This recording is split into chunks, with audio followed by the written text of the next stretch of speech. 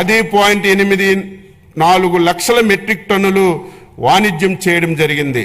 రాష్ట్రంలో మొత్తం 124 రైతు బజార్లు ఉన్నాయి. మరో 21 రైతు బజార్లు పనులు వివిధ దశల్లో పురోగతిలో ఉన్నాయి. రాష్ట్రంలో గతంలో నిరుపయోగంగా ఉన్నటువంటి 15 మొబైల్ రైతు బజార్లు కూడా మళ్ళీ ఉపయోగంలోకి తీసుకొచ్చాం. రైతు బజార్ల ఆధునీకరణకు, కొత్త మోడల్ ఇంటిగ్రేటెడ్ రైతు బజార్ల కోసం మరియు మార్కెటింగ్ శాఖలో అన్ని కార్యక్రమాలను పారదర్శకతను పెంపొందడానికి end-to-end డిజిటలైజేషన్ కోసం ప్రభుత్వం ప్రతిపాదనలు సమర్పించడమైంది. ధరల నియంత్రణలో భాగంగా మార్కెట్ ఇంటర్వెన్షన్ ద్వారా జూన్ నుంచి అక్టోబర్ వరకు 2024 టమాటా ధరలు పెరిగినప్పుడు వినియోగదారులకు సరసమైనటువంటి ధరలు అందించడానికి రైతు నుంచి 753 మెట్రిక్ టన్నులు సేకరించి రాష్ట్రంలో రైతు బజార్ల ద్వారా అమ్మడం జరిగింది. మార్కెట్ జోక్యాన్ని అందించడానికి ధరల స్థిరీకరణ నిధి ఏర్పాటు కోసం 2025-26 సంవత్సరంలో 300 కోట్లు బడ్జెట్లో ప్రతిపాదించాం.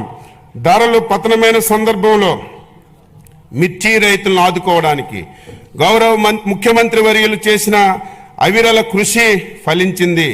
మిర్చి పంటకి మార్కెట్ ఇంటర్వెన్షన్ స్కీమ్ MIS కింద ఒక కింటాకి 11,781.25 రూపాయలు కేంద్ర ప్రభుత్వం నిర్ణయించింది. MIP ద్వారా ధర కంటే మార్కెట్ ధర పతనమైనటువంటి సందర్భంలో వ్యత్యాసాన్ని ధనాన్ని కేంద్ర రాష్ట్ర ప్రభుత్వాలు 50-50 నిష్పత్తిలో రైతులకి చెల్లించాల్సి ఉంటుంది. మిర్చి రైతులను ఆదుకునేందుకు గౌరవ ముఖ్యమంత్రి గారు చేసిన కృషిని ఈ సందర్భంగా ప్రత్యేక ధన్యవాదాలు తెలియజేస్తున్నాను. ధాన్యం కొనుగోలులో సంబంధించి 1674.47 కోట్లు గత ప్రభుత్వం బకాయిల్ని మా ప్రభుత్వం జూలై 24లో రైతులకి చెల్లించడం జరిగింది. 2024 ఖరీఫ్ సీజన్లో సంబంధించినటువంటి ధాన్యం కొనుగోలును ఇప్పటి వరకు 5,31,987 రైతుల నుండి 33,32,014 మెట్రిక్ టన్నుల ధాన్యాన్ని సేకరించి 7,674.99 కోట్లు చెల్లించడం జరిగింది.